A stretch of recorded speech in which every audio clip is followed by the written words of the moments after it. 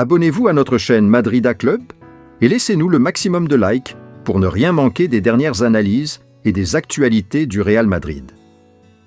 Passons maintenant aux dernières nouvelles. C'est confirmé. Florentino Pérez a affirmé un accord. Vinicius Junior a déjà reçu une réponse de la commission d'appel. Le joueur du Real Madrid est sévèrement critiqué pour son comportement. Voici toutes les informations. La commission d'appel a maintenu la suspension de Vinicius Junior pour 2 matchs, rejetant le recours présenté par le Real Madrid. Cette sanction résulte de son expulsion lors du match disputé au stade Mestalla. Malgré les tentatives du club pour convaincre le comité de compétition, leur appel a également échoué. Le Real Madrid a fait valoir que Vinicius avait été provoqué par Dimitrievski avant de réagir, ce qui a conduit à son expulsion suivie de la suspension. Cependant, la commission d'appel considère que la sanction, correspondant à une suspension de 2 matchs, est conforme aux règles. Bien qu'une éventuelle provocation puisse être reconnue comme une circonstance atténuante, cela ne justifie pas une réduction supplémentaire de la peine. Ainsi, la suspension de Vinicius est confirmée. Le Real Madrid peut encore saisir le tribunal administratif du sport dans un délai de 15 jours ouvrables. Sinon, la suspension sera appliquée, excluant Vinicius des matchs contre Las Palmas et Valladolid.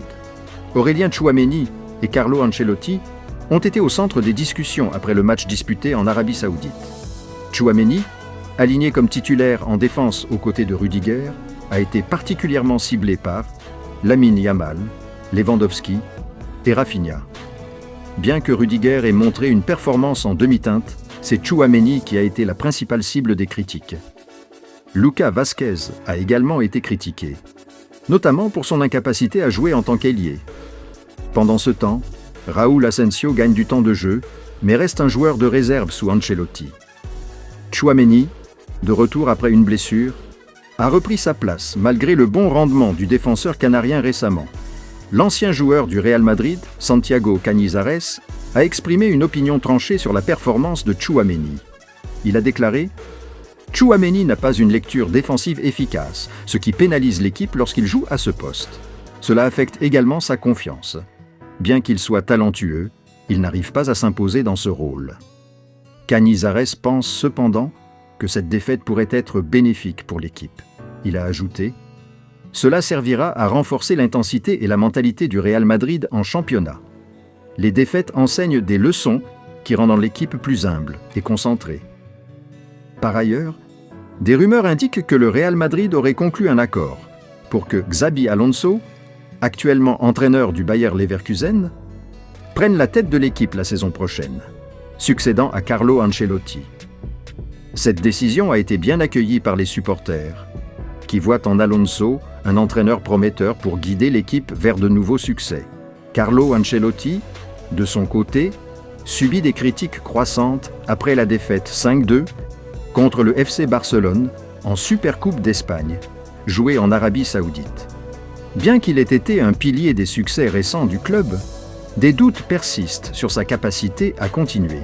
Le choix de Xabi Alonso comme successeur marque une stratégie calculée du Real Madrid. Depuis la fin de sa carrière de joueur, Alonso a prouvé son talent comme entraîneur, notamment au Bayer Leverkusen, grâce à son intelligence tactique et sa capacité à tirer le meilleur de ses joueurs. Ancien joueur du Real Madrid, Alonso est respecté pour ses exploits, au club où il a remporté des titres comme la Ligue des Champions et la Liga. Son retour au Santiago Bernabéu en tant qu'entraîneur symbolise une transition naturelle et stratégique.